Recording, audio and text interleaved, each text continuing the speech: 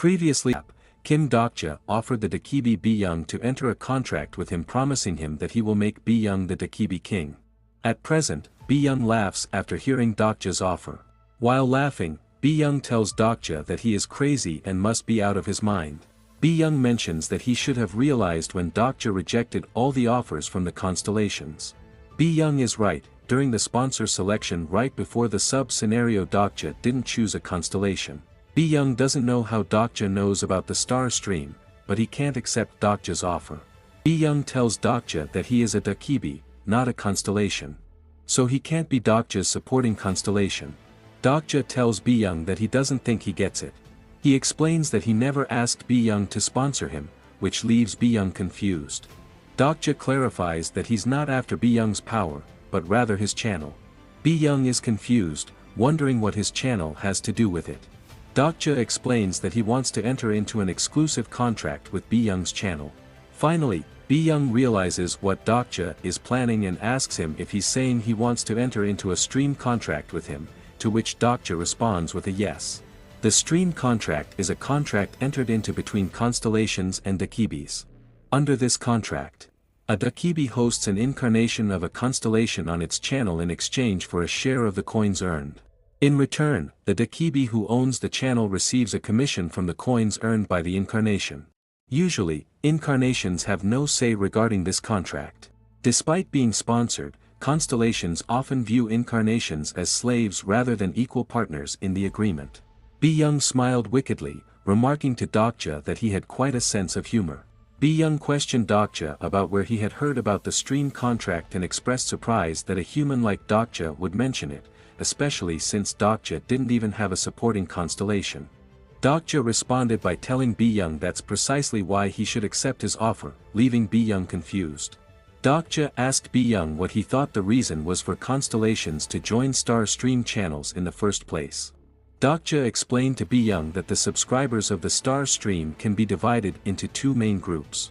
The first group consists of thrill seekers who hop through various channels in search of entertainment and excitement. The second group consists of incarnation seekers who are specifically looking for an incarnation to sponsor. Dokja told Bi-young that if he wants his channel to flourish, he needs to satisfy at least one of the two groups. He can either make his stream as entertaining as possible to attract the thrill seekers, or he can try to find an incarnation that interests his subscribers, catering to the incarnation seekers. By appealing to one or both of these groups, Bi-young has a better chance of gaining a loyal and engaged audience for his channel. Bi-young is visibly angry and tells Dokja that he's impressed for a human, questioning how that concerns him. In response, Dokja asks Bi-young how dense he is, stating that it's no wonder his subscriber count is only in the 3 digits. An irritated Bi-young tells Dokja to shut up and get to the point.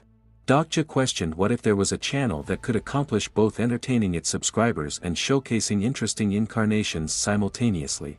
Bi-young expressed doubt, stating that such a thing is not possible. In response, Dokja explained that constellations who are looking for incarnations to sponsor usually leave the channel as soon as the sponsor selection process is over. Dokja asked Bi-young to consider the possibility of an incarnation who refuses to take on a supporting constellation. He further posed the question of what would happen if that particular incarnation outperforms all other incarnations despite not having a supporting constellation. Upon hearing what Dokja said, Bi-young came to a realization. He asked Dokja if that's the reason why he didn't choose a supporting constellation, to which Dokja confirmed. Dokja told Bi-young that he's certain the constellations are in an uproar right now. He urged Bi-young to open the channel and start broadcasting. Dokja told Bi-young that the constellations are likely desperate to know who had the audacity to oppose the regressor. While Bi-young is panicking and checking the live stream, stuttering, Bi-young told Dokja to stop and claimed that he was full of himself. Bi-young argued that mere humans don't stand a chance against incarnations with supporting constellations, as that's just the way it is. Dokja explained to Bi-young that this is precisely what he plans to prove to him from that moment on. He urged Bi-young to close his mouth and follow his instructions. Dokja assured Bi-young that he would make him the Dakibi king. Bi-young was having a hard time deciding while Dokja had a smile on his face, staring at Bi-young. Bi-young stuttered, deciding to start the checkout since Dokja had failed the scenario. Bi-young was about to tell Dokja to pay him 5 100 coins, but was interrupted by Dokja's question, asking Bi-young what he was on about, stating that he hadn't failed the scenario. Dokja stood up, with the stone beneath him wobbling. He stated that he must have fulfilled the condition at that moment. Dokja ordered Bi-young to open the channel, leaving Bi-young confused. Dokja pointed out that it was going to start soon. Suddenly, a system notification popped up, stating that a hidden scenario had arrived, causing Bi-young to be surprised. The hidden scenario titled Commander Slayer was revealed, categorized as hidden with a difficulty level of A. The clear conditions were to slay the Sea Commander Ichthyosaur and escape within a time limit of 10 days. The reward for completing the scenario was 9,000 coins, while the penalty for failure was death. Bi-young tried to calm down the constellations who were watching his live stream, explaining to them that the stream had been shut down due to an error in the server. He swore to them that he hadn't turned it off on purpose. Bi-young attempted to explain to the constellations that he was not giving Dokja preferential treatment. He clarified that as a Dakibi, he would be exterminated if he engaged in such behavior. Dokja checked the Dakibi shop, wondering if those were the only items he could buy at the moment. He mentioned that there should be a search function available to help him find specific items. A while ago, Dokja had threatened Bi-young to make him open the Star Stream cash shop called the Dakibi shop, which could only be accessed while the channel was open. That was why Bi-young had his hands full explaining what had happened to the constellations. Dokja called out to Bi-young, asking for help. Bi-young informed him that the search button could be found in the bottom right corner. Dokja expressed his gratitude and proceeded to search for the ancient dragon item, which surprised Bi-young. Bi-young asked Dokja how he knew about the ancient dragon, to which Dokja replied that he had simply mentioned any cool name that came to his mind. The item search result appeared, but the ancient dragon was already sold out. Dokja felt a bit disappointed but acknowledged that it was expected to be out of stock. He then recalled that according to TWSA, the owner of the ancient dragon heart resided in Italy, a fortunate individual whose sponsor was exceedingly wealthy and had purchased the item on their behalf. Dokja proceeded to search for the Archdemon's eyeball and the White Star weapon aura. Once again, Bi-young was taken aback by Dokja's knowledge of these items. Bi-young couldn't help but wonder how Dokja knew about all these specific details. Bi-young is curious why Dokja bought 4 bags of mucus and 4 thorns, and he asks Dokja what use he has for those miscellaneous items. However, Dokja wants Bi-young to find out for himself. Dokja is preparing himself when Bi-young informs him that there are no refunds, and he responds by saying that he is aware. A system message pops up, stating that the constellation known as the Secretive Plotter is curious about Dokja's plan. Meanwhile, another constellation, the Abyssal Black Flame Dragon, is displeased with every move Dokja makes. Dokja smirks and closes the notifications, thinking that nobody is forcing them to watch him. Bi-young temporarily closes his stream to remind Dokja that he hasn't agreed to accept his offer yet. Dokja confidently responds with a yes. Dokja states that they agreed to negotiate the terms of the contract only after he successfully clears the scenario. After that, Bi-young states that he should get going because he can't wait to find out if Dokja can clear the hidden scenario. Dokja tells him to go ahead, to which Bi-young calls Dokja arrogant. Bi-young tells Dokja good luck and snaps his fingers, causing his channel to open. Blinding lights appear, surrounding Bi-young before he leaves. He tells Dokja that the story may bless him. Dokja finally left, took his phone out of his pocket, and checked the time, realizing that there isn't much time left until the stomach acid is secreted. Dokja rows towards the body of the Ichthyosaur. As he gets near it, he takes out his small pouch containing some mucus and rubs it on the thorn. Dokja then turns around and readies himself, waiting for the perfect opportunity as the stomach acid is finally about to be secreted. Dokja tightens his grip on the thorn, determined to make it out of there alive. He puts all his strength into piercing the stomach of the Ichthyosaur. Meanwhile, 4 meteorites have fallen to Earth, causing the entire city to be engulfed in flames, while the sea is teeming with sea monsters. The Ichthyosaur flinches and lets out a loud roar as the stomach acids inside its body start swirling. Despite the chaos, Dokja manages to climb up. Dokja huffs and pants, wondering how much time has passed. Doubts creep into his mind as he questions if he overestimated himself. He thinks to himself that he's just an ordinary reader, Dokja, and not the protagonist of the story. Dokja blinks, feeling a wave of sleepiness wash over him. He wonders if his mother is alright, but he reassures himself that she should be fine since she's his mother. Dokja contemplates to himself that it can't possibly be a dream, although he wishes that it were. He reflects on the world before, acknowledging that it wasn't particularly great either, but at least he didn't have to put his life on the line inside the stomach of a colossal fish. As the body of the ichthyosaur dries up, suddenly blinding lights of static appear, illuminating the scene. Dokja remains in place, still gripping the thorn firmly, huffing and trembling with exertion. Bi-young appears and is amazed by Dokja's survival skills. A system notification pops up, indicating that several constellations are impressed by Dokja's abilities to survive, and as a result, they have gifted him 100 coins. On the fourth day of the hidden scenario, Bi-young expresses his surprise at Dokja's unexpected use of the thorns. However, Dokja loses his grip and falls, his body thudding on the ground. The hidden scenario has also ended. Dokja have received 9,000 coins as a reward. He is the first to successfully hunt a Tier 7 sea monster, and because of that, he have received 1,000 coins as an achievement reward. Dokja lies inside the ichthyosaur's body, huffing and catching his breath, relieved that he managed to survive. Bi-young explains that stone hogs typically inhabit coastlines and feed on small sea creatures. They use their unique thorns to pierce and desiccate their prey. Bi-young stares at the thorn embedded in the ichthyosaur's body, expressing surprise that someone would utilize it in such a manner. A system notification pops up, indicating that a few constellations smile knowingly, while several others now understand Dokja's decision. However, some constellations complain, requesting that Dokja vocalize his intentions so they can be informed of his actions in advance. Bi-young continues to be amazed as he approaches Dokja and shares that he, too, had no knowledge of the mucus from the hammer seahorse being able to protect against the ichthyosaur's stomach acid.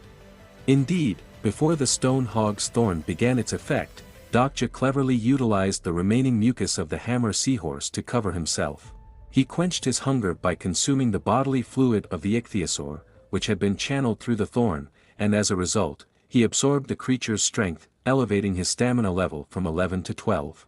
From that point onward, it became a grueling test of sheer willpower for Dokja.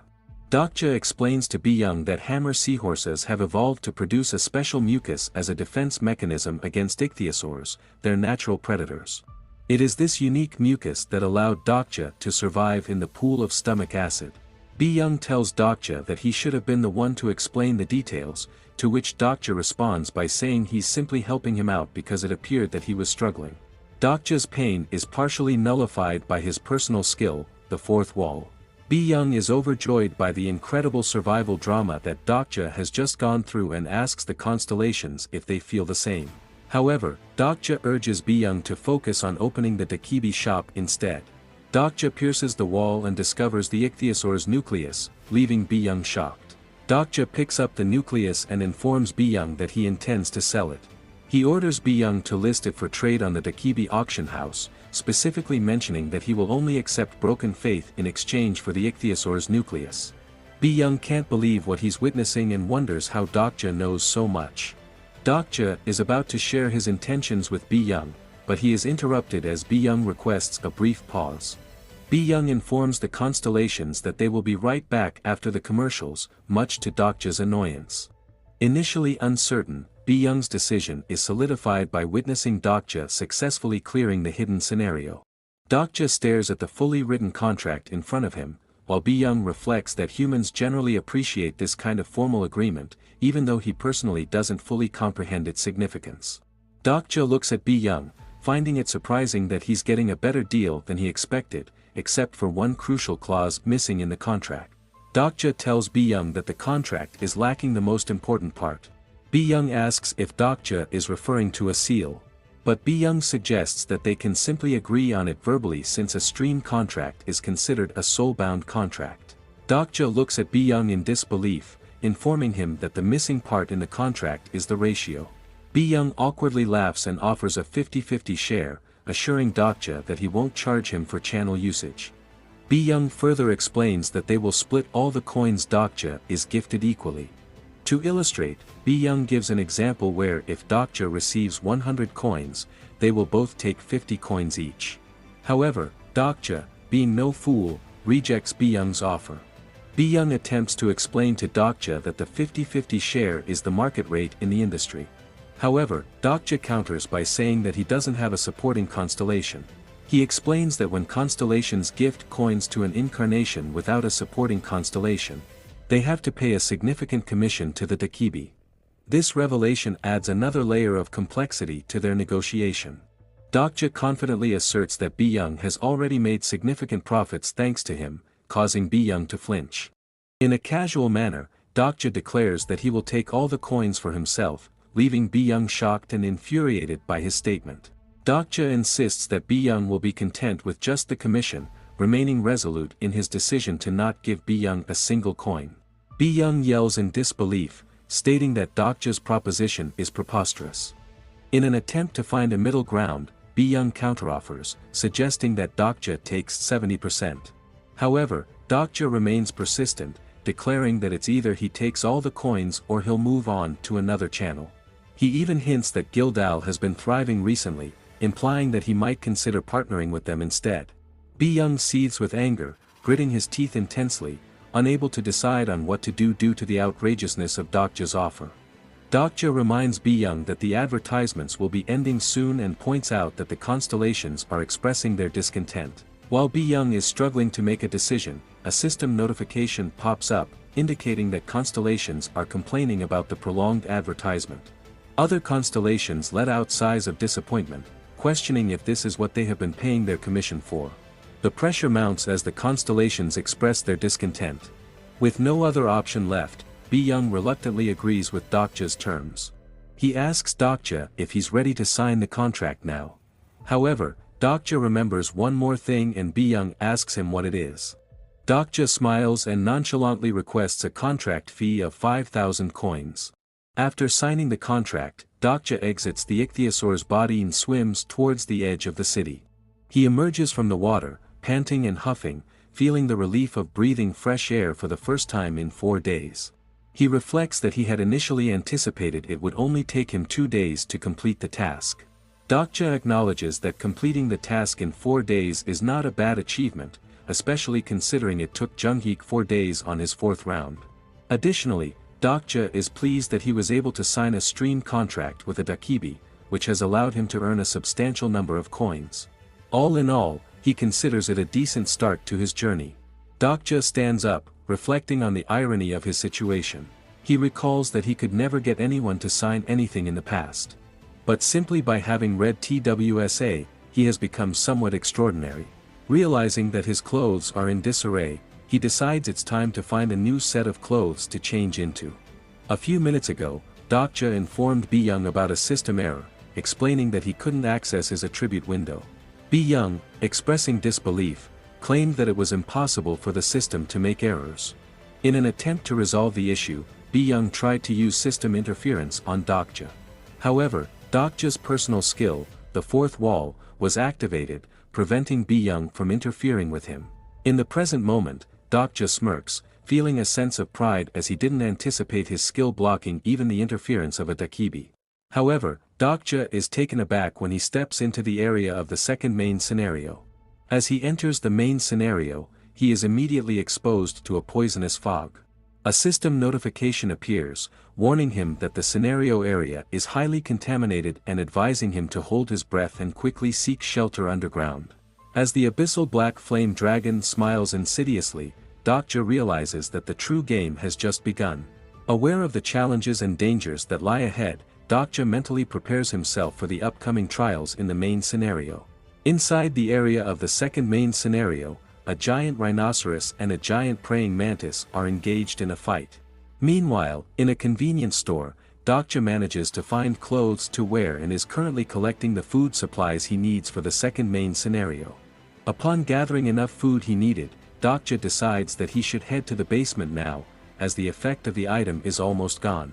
The item he's referring to is called Elaine Monkey's Lungs, and if he takes a bite with his mouth, it can purify poisonous substances for 20 minutes.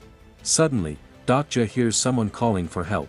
He stops for a moment and decides to check it out. Upon seeing a lady crawling, he can't believe that there's someone who survived. The lady begs Dokja to help her. Dokja helps the lady and is now carrying her on his back. He rushes to find some shelter as the purifying effect he used is about to expire. While running, Dokja thinks that the station above base Oksu station is already destroyed. The next station nearest from there is an underground station called Gumho Station. However, when they arrive there, they find the entrance blocked. Dokja considers that maybe the other side of the station is open. The lady informs Dokja about the safety zone at exit number 4. Meanwhile, at exit number 4, a few people are about to close the entry when Dokja inserts a thorn to stop it from closing. The people are taken aback and move back. Startled by Dokja's actions, Dokja sternly tells them to open the door, causing the people guarding the exit to stutter and tell him to get lost. Dokja informs them that there's a wounded person, but the people inside tell him that the place is already full and they don't need anyone else. Dokja replies, saying that it's not his problem. Dokja thought it was strange that the people inside weren't taking any more individuals just because the place was full. He then wondered if there had been a development in the novel like that. Dokja had no option left, so he grabbed the thorn and forced the roll-up door to open up, causing the people to be taken aback. He entered the safety zone, and the survivors made a run for it. Dokja and the lady rested, while she gasped for breath. Dokja instructed her to put the Elaine monkey's lungs item into her mouth, explaining that it wouldn't fully heal her but would provide some relief. Dokja stared at her, pondering the possibility of finding another character like her in the novel. He mentioned that if this were the original novel, there would have been a high chance of her dying in that situation. He felt tempted to examine the lady's character profile, but his attention was interrupted as the survivors returned, accompanied by a new individual. The man arrogantly questioned Dokja about his identity, to which Dokja calmly replied that he was Kim Dokja. The man became angry and clarified that he had asked about the kind of person Dokja was. Meanwhile, one of the survivors noticed the woman, and the man identified her as the girl from the outcast group. The man inquired if she hadn't returned with them, but his companion couldn't provide a straightforward answer. It suddenly dawned on the man why his companion was unable to respond. His companion had attempted to take advantage of her. In numerous apocalyptic genres, such obvious villain frequently appears in the story. The companion laughed awkwardly and addressed the man as Cholsu while apologizing. Hearing the name Cholsu, Dokja wondered if there was a character by that name in the novel. He thought to himself that if he couldn't recall Cholsu, it likely meant that the character wasn't very significant. Because destruction is happening, all sorts of crimes that are committed seem so cliched. One of the survivors demanded that Dokja hand over the girl, but their attention was diverted when they noticed the food Dokja had. Cholsu instructed Dokja to leave the food behind and get out of there if he wanted to live. Dokja reflected on how people in real life often fit into cliches, and he realized that the situation was not going well. Suddenly, a system notification appeared, indicating that the constellation prisoner of the golden headband was angry with the thugs. While the constellation devil-like judge grew furious witnessing the injustice unfolding before his eyes, with the constellation's request, a prize scenario occurred.